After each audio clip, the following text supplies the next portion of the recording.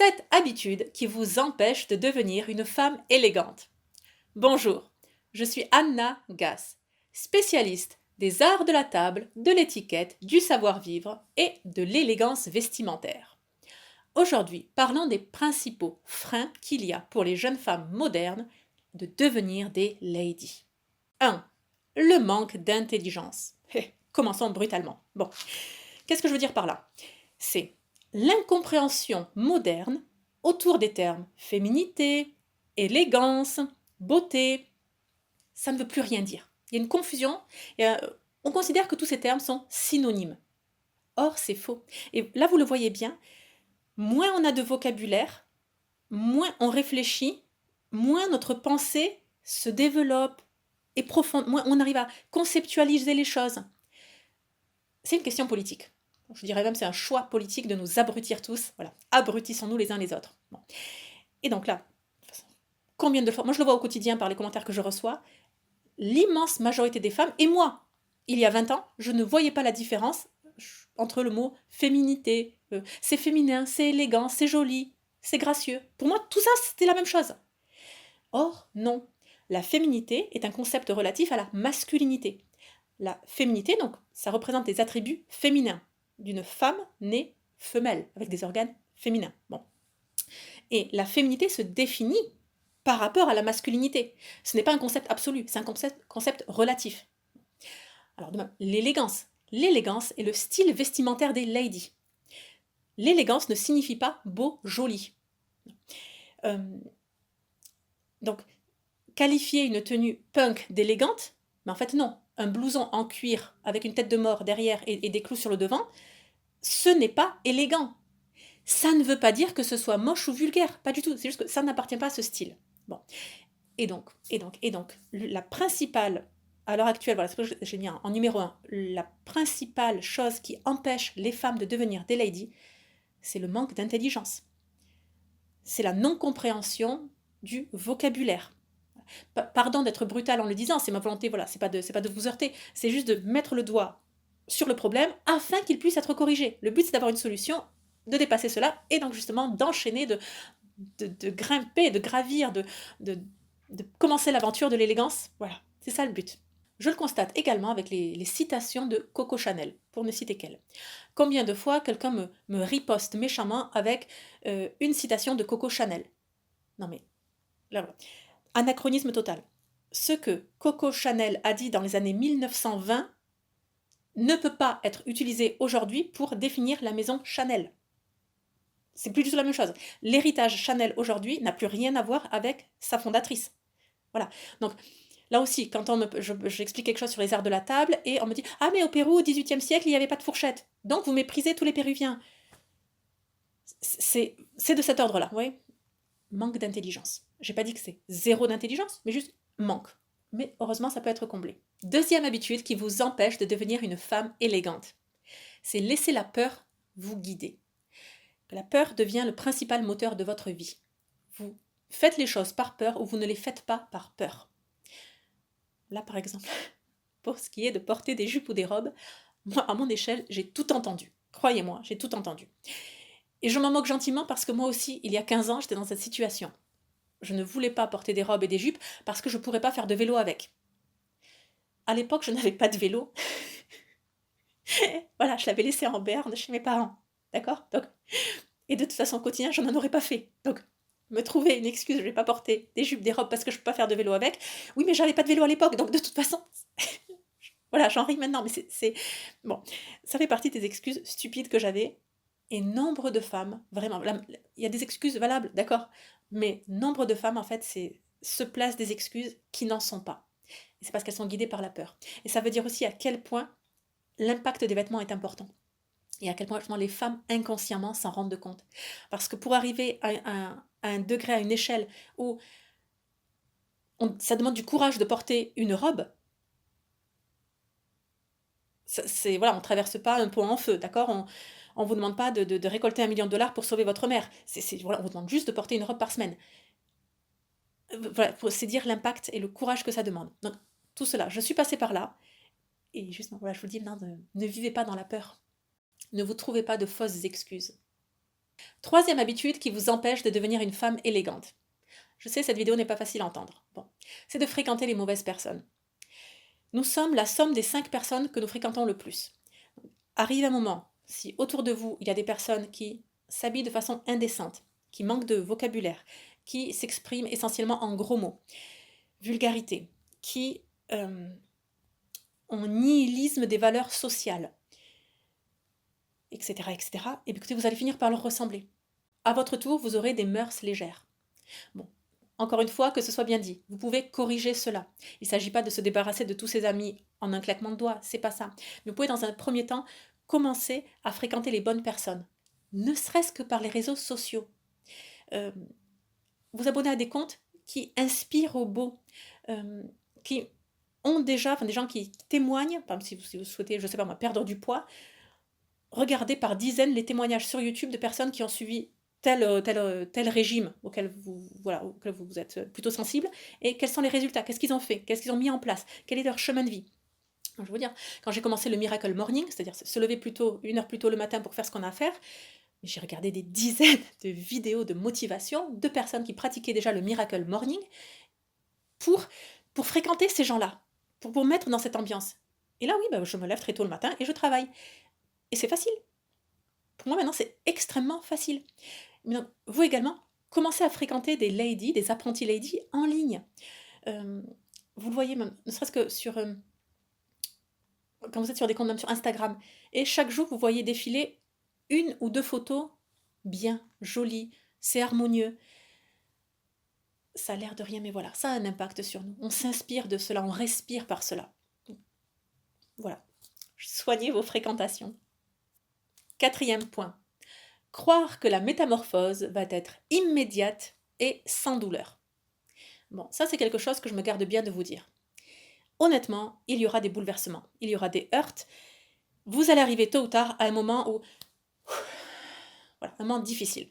Soit justement parce que il y aura un contraste avec vos anciens amis, votre entourage, des personnes qui ne vont pas accepter que vous vous éleviez parce que ça les renvoie à leur propre vie. Soit également, parfois, peut-être que vous faites trop d'efforts sur un très court terme, ça va trop vite pour vous, et en fait, arrive un moment, stop. Et en fait, vous avez envie de tout abandonner, mais non, là, la solution, c'est pas de tout abandonner, c'est juste de réaliser que vous êtes allé trop vite. Bon. Certaines femmes arrivent, c'est une infime minorité. Certaines femmes arrivent après avoir regardé quelques vidéos, avoir compris le message, et bien, du jour au lendemain, elles font un tri de garde-robe, elles se débarrassent de leur jean, de la couleur noire, et tout change. Ok, mais c'est une minorité. Vraiment, c'est une minorité. Et ces femmes-là, mais bravo. Bravo, chapeau, moi je suis admirative, parce que moi-même, j'en étais incapable. Moi, c'est un processus qui a été très long. Mais donc voilà, sachez-le bien, c'est un chemin d'élégance. Ce sera long, sur plusieurs semaines, mois et années. Il y aura des moments où vous en aurez...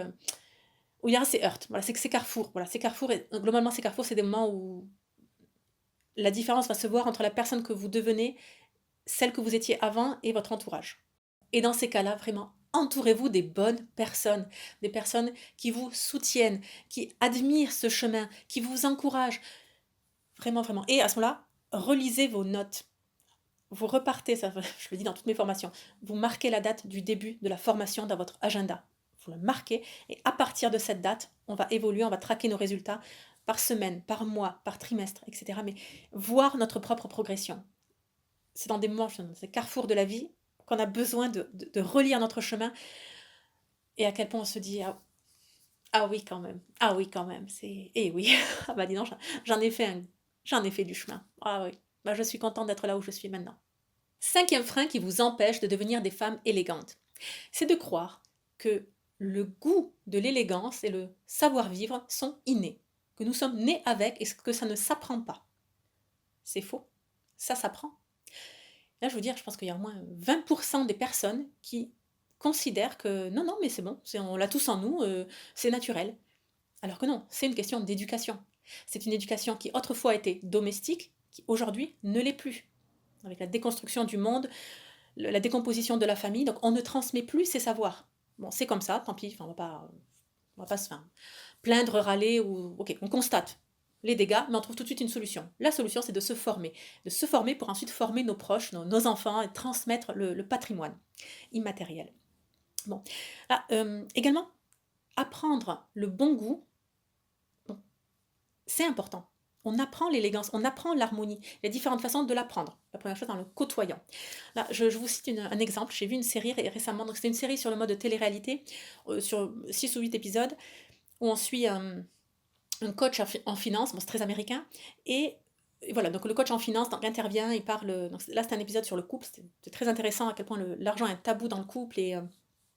Bon, enfin bref, donc là c'était un couple qui préparait son mariage, un couple d'Américains, elle très dépensière, lui économe, voilà, ils préparent le mariage, ils ont budgétisé le mariage à 40 000 $ et la robe de mariée, donc ils ont mis un budget pour la robe de mariée de 4 000 $. Donc c'est énorme, c'est 10% du budget. Bon, je vous dis tout ça.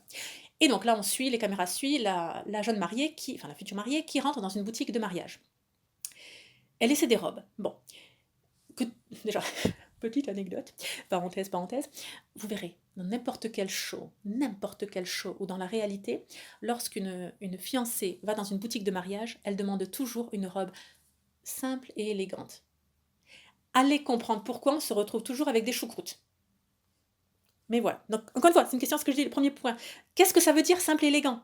Qu'est-ce que ça veut dire? Bon, donc cette jeune fiancée, on la voit essayer plusieurs robes. Et là, quel est le constat? Le constat, c'est elle n'a pas de goût. J'ai pas dit qu'elle avait bon goût ou mauvais goût. Bien souvent, quand on dit elle n'a pas de goût, à vrai dire, c'est synonyme de elle a mauvais goût. Mais là, c'était même pas le cas. C'est elle n'a pas de goût. Elle ne sait pas ce qui lui va, ce qui va dans l'absolu, ce qui est beau ou élégant dans l'absolu ou non. Elle se laissait totalement guider par la vendeuse qui est également propriétaire de la boutique et qui lui refourguait mais les trucs les plus chers qui soient. Je dis trucs parce que je n'ose même pas appeler ça une gown, une belle robe de mariée. Et là aussi, on était dans une boutique où les prix commençaient à 4 000 $ et finissaient à 80 000. Là, le coach en finance l'a bien montré, c'est qu'il y a quelque chose qui ne va pas. Si si votre budget maximal est de 4 000 $, vous êtes dans une boutique où les robes commencent à 200 € et peuvent aller jusqu'à 6 000 $. Et là, vous avez vraiment un choix, un panel, etc. Mais vous ne commencez pas vos recherches dans une boutique qui déjà est à la limite, dans la limite basse et votre limite maximale. Voilà, donc là, la question, le bon goût, mais ça s'apprend. Et ne pas avoir de goût ne signifie pas forcément avoir mauvais goût. Mais donc là, de fait, en fait, vu qu'elle n'avait pas de goût, et qu'elle était totalement perméable à ce que les gens lui disaient, et bon, on pouvait réellement lui vendre n'importe quoi. Bon. Mais enfin là, le reste, ça appartient au coach en finance. 6e habitude qui vous empêche de devenir une lady.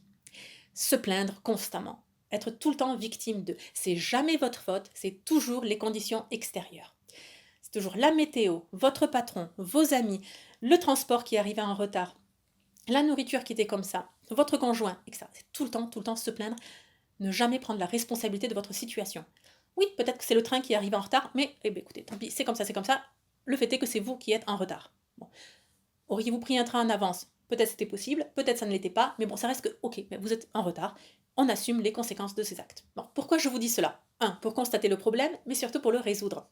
Quelle est la solution? Un petit exercice qu'il y a comme ça, c'est à chaque fois que vous vous plaignez, dites un mot que vous n'utilisez, comme un mot que vous n'utilisez jamais. Loustic, par exemple. Enfin, bon, c'est pas n'importe quoi, ça peut être. C'est bien justement un mot un peu alambriqué comme ça, qui entre guillemets, qui ne signifie rien. Supercalifragilisticexpialidocious. Bon. Parce qu'en fait, vous allez voir dans la journée combien de fois vous avez prononcé ce mot. Sans le marquer, sans le traquer, mais juste le fait de oh là là, zut! Loustic! En fait, au bout de 3, 4, 5, 10 loustiques dans la journée, même si vous n'avez pas noté exactement combien vous en avez, mais bah, quand même, quoi. Enfin, je savais pas que je me plaignais autant. Enfin, ouais. Donc, petit exercice, mais qui donne beaucoup à apprendre sur nous-mêmes. Dans le même registre, le fait de débriefer sa journée au téléphone. Alors, c'est bien d'avoir des amis, c'est bien d'avoir une mère avec qui parler, tout c'est bien. Maintenant, est-ce réellement nécessaire de débriefer sa journée pendant 1 heure au téléphone, tous les jours, avec la même personne? 1 heure sur 24 heures, voilà, donc ça vous reste, vous enlevez le sommeil, 23 heures, vous enlevez le sommeil, enfin bon. Est-ce qu'arrive un moment, j'ai pas dit une fois par mois, une fois par semaine, j'ai dit tous les jours, vous débriefez votre vie. Et donc là, enfin, je veux dire, en 1 heure, je sais pas si vous. Enfin, en 1 heure, quand les femmes parlent, on glisse vraiment sur le côté plainte, jérémiade, auto-remotivation, auto-congratulation, on dénigre, voilà. La pente est glissante. C'est rare de construire quelque chose tous les jours pendant 1 heure avec quelqu'un. Honnêtement, c'est voilà. Donc, voilà, je pointe ça du doigt tout innocemment et juste je vous dis, bon, ben, réfléchissez peut-être si vous êtes dans cette situation. 7e habitude qui vous empêchera de devenir une femme élégante. Être mal habillée. Pourquoi je dis cela? Pour réfléchir à l'habillement. Et qui dit réflexion sur l'habillement dit rationnel. Un cahier des charges objectif, pas un je ne sais quoi, mais vraiment des critères objectifs pour être bien habillé. Pourquoi? Parce que si vous n'avez pas cela, c'est l'émotif qui passe. Donc vous allez vous habiller en fonction de vos émotions. La moyenne à l'échelle de l'année, les femmes passent 17 minutes par jour à choisir leurs vêtements. C'est énorme. C'est 6 jours dans l'année. Quelle perte de temps colossale. Alors que quand on a anticipé cela, qu'on a réfléchi objectivement, qu'on a réfléchi, qu'on est guidé par l'intelligence et non par les émotions, non seulement la garde-robe finale est bien meilleure, elle est adaptée au contexte, elle est réfléchie, elle est pertinente, on n'est pas dans le à la va-vite, et puis on finit de toute façon en jean et en noir, et on perd pas de temps, et je sais pas quoi me mettre, et je sais pas, et parce que le je sais pas, enfin au bout de la 16e minute, de toute façon voilà, vous prenez un jean et en noir, voilà, et donc 17 minutes sont écoulées. Alors que si vous basez votre garde-robe sur des critères rationnels, pour élaborer la garde-robe, ensuite le matin, vous choisissez finalement la tenue qui convient le mieux pour ce que vous avez à faire dans la journée et votre état d'esprit de la journée, très bien. Mais vous choisissez déjà dans le cadre. C'est-à-dire que vous avez déjà, en début de saison, composé, un exemple, 6-7 tenues intégralement.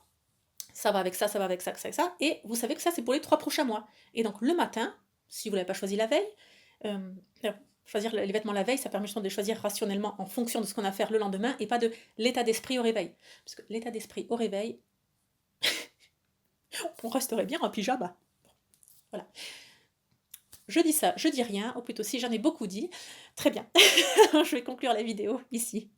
Pour ceux d'entre vous qui souhaitent en savoir plus sur l'élégance vestimentaire, je vous invite à découvrir un programme en suivant le lien juste en dessous de la vidéo. 30 jours pour devenir une femme élégante. Oui, le contenu va totalement à contre-courant de la société actuelle. Mais bon, il est bon de s'y confronter au moins une fois dans sa vie. Chaque jour, vous recevez une leçon bien particulière directement dans votre boîte mail. Donc dans 5 minutes, vous avez déjà la première leçon. Je vous dis à très bientôt. Abonnez-vous à la chaîne YouTube pour ne rien manquer. Et surtout, n'oubliez pas, la bienséance fait la différence.